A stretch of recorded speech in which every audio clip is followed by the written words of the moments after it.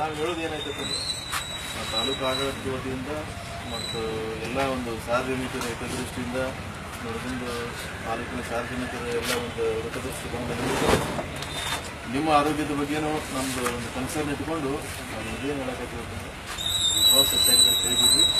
ಇವತ್ತು ಒಂದು ದಿವಸ ಪರಿಪೂರ್ಣವಾಗಿ ನೀವು ಮಾಡಿರಿ, ಇವತ್ತಿಗೆ ನೀವು ಕ್ಲೋಸ್ ಮಾಡಿ ಸಾಂಕೇತಿಕವಾಗಿ ತಾವು ಹೈ ಲೆವೆಲ್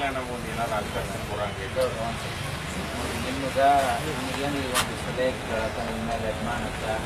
ನಾವು ಏನಾದರೂ ನಿಮಗೆ ಪೊಲೀಸ್ ಅಧಿಕಾರಿಗಳಿಗೆ ತಗೊಂಡು ನೀವು ನಿಂತರ ಮಾತಾಡಿದ್ವಿ ಅಥವಾ ಹಿಂಗೇನು ಇದ್ರೆ ನನ್ನ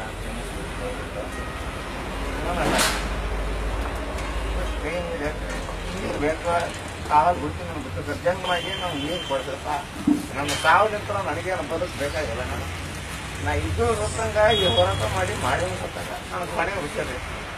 ಕೈ ಮುಗಿತೀನಿ ನಿಮಗೆ ಸರ್ಕಾರ ಒತ್ತಡ ಹಾಕ್ತಾರೆ ನನಗೆ ಸಾವ ನಿಶ್ಚಿತ ಅನ್ನುವಂಥ ನಾನು ತಿಳ್ಕೊಂಡೆ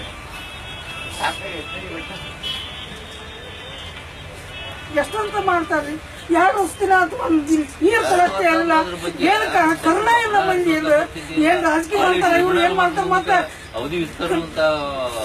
ಕೆಲಸ ಮಾಡಕತ್ತಾರ. ರೈತರ ಬಗ್ಗೆ ಸರ್ಕಾರ ಇಲ್ಲ, ಏನ್ ಮಾಡಿದ್ರೆ ಒಂದು ನಿಮಿಷ ದಯಮಾಡಿ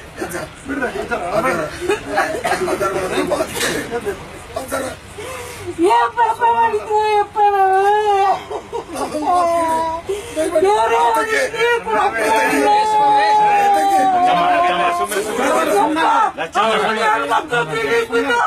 ಮಾತಾಡುವ